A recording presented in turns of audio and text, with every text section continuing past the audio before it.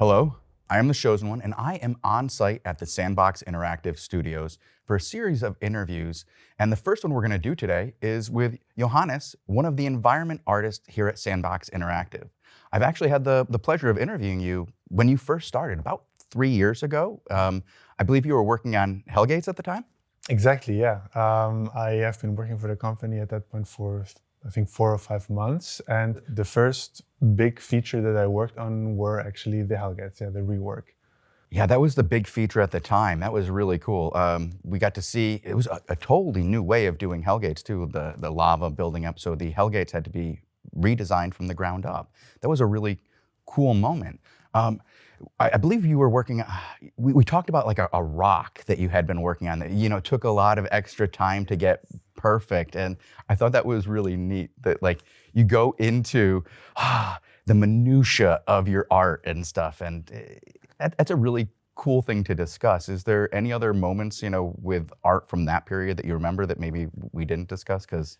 Yeah, I mean, it kind of, in contrast to that kind of Hellgate rock that I had to work on, which took me a long time because it was such a specific style, I think the kind of opposite of it is when I had the chance to work on some adventure challenge furniture items, because those are like very different, obviously. They are kind of a singular item that people then can also place, which is very contained in its effort, in the way you work on it.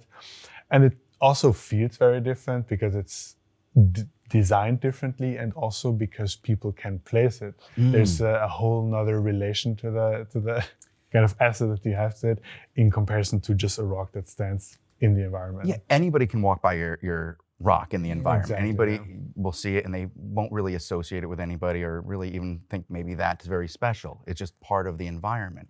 But when they have to like choose to, this is the thing I'm going to put on my island, this is the thing I want to represent me, that has to have a completely different feeling as an artist. You go, that's like they're taking your art and hanging it on their wall. Exactly.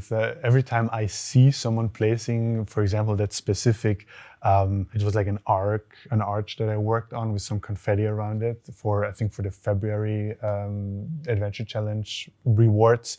And every time I see someone placing that specific item, I'm like, oh, cool. I worked on this. Yeah, it's nice to see that someone liked it. Yeah. That's really cool. I mean, because, again, like, when when you do different parts of the environment, you don't always get that. There's a lot of limitations on art. You guys have both limitations on time and on resources, and you have to, make 100%. it all work in those constraints. For me, as somebody who often has to do creative things, often those limitations are what lead me to being more creative. Do you find the same in art? 100%. Honestly, these technical limitations that we face with Albion specifically, we think about that every day. That's part of our work. And I think fundamentally that also feeds into specifically the Albion art style.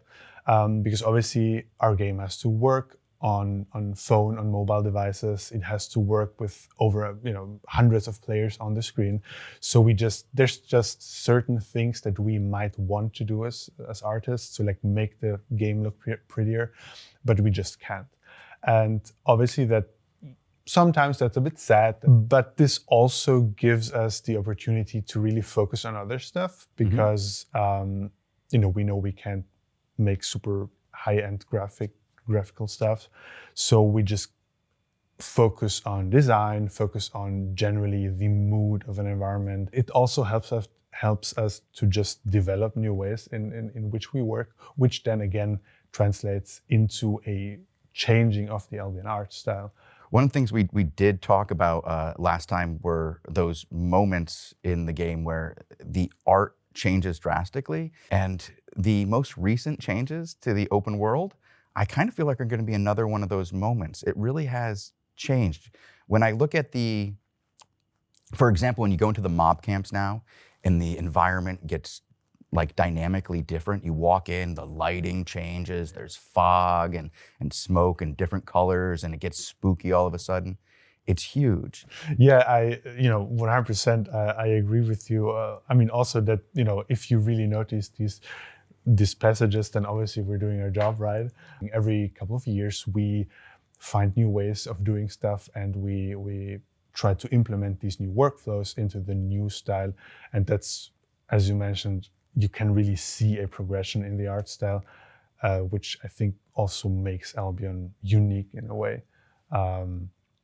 The limitations define how the game looks. The recognizability of Albion, not just as a singular product out in the world of other games, but inside of Albion, recognizability is huge for like the character artists and stuff. They have to work very hard to make it so that every item is recognizable at a glance for the player across many spectrums and varieties of those items. As you're mentioning the limitations, one of the things that I've noticed is that the limitations for visuals are very important.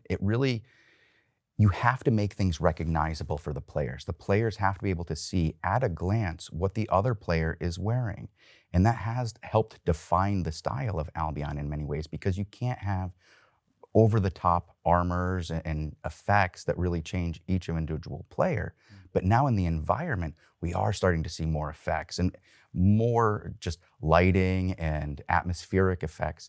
Do you want to talk a little bit about telling stories in the environment with art? Like, because you have to set up the world, really. You are the lore in a lot of ways of Albion. You have to tell it with the art. Yes, honestly, environmental storytelling, as you say, it's really the fundamental work that we do as environment artists.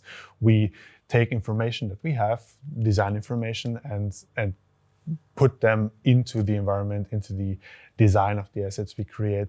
And that's really the most important part of it. We, maybe combine different factions to tell a story of, okay, maybe there's a little bit of, Morgana in this asset, but also, maybe it's a bit worn down. It's like old stuff, and that's really the core of what we're doing. I think a good example for that is actually the Nightfall Abbey. Mm-hmm. We had some very, I don't want to say on the nose, but some very direct environmental storytelling in there with those glass stained windows, because there really was like a story being told in those windows.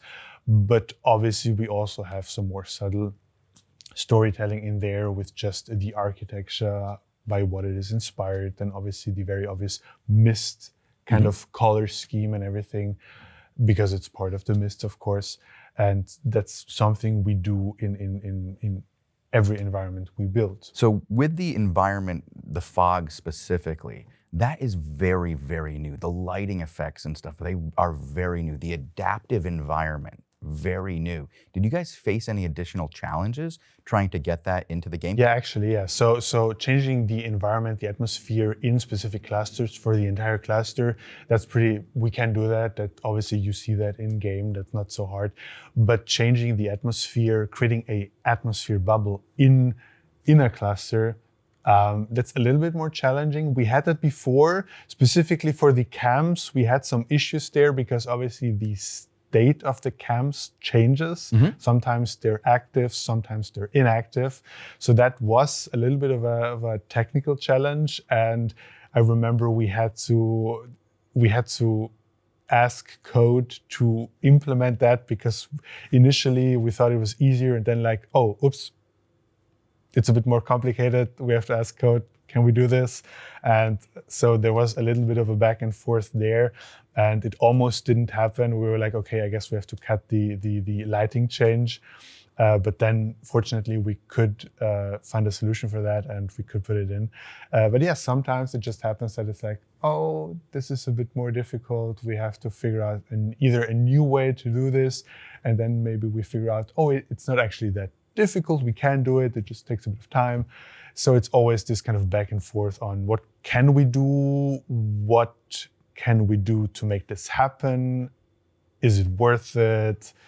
Is it not worth it? And it is always a lot of compromise work. We're starting to get towards the end. We've gone over a lot today. We've gone over, what you did early on. We talked a lot about the environment storytelling, some about the limitations. But did you work on anything besides environment? I believe you were telling me earlier that you've done some non-environmental art as well. Yes, every now and then. There's maybe a feature that is not so environment heavy, and then we have the chance to help out the character artists. And for example, for the journal, I specifically worked on the island rewards, the farming rewards. So for example, those 2 straw hats that you can receive as a reward, those were made by me.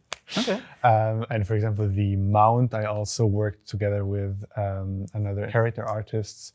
I worked with her together to make that mount. I made the cart part, and she made the ox in front.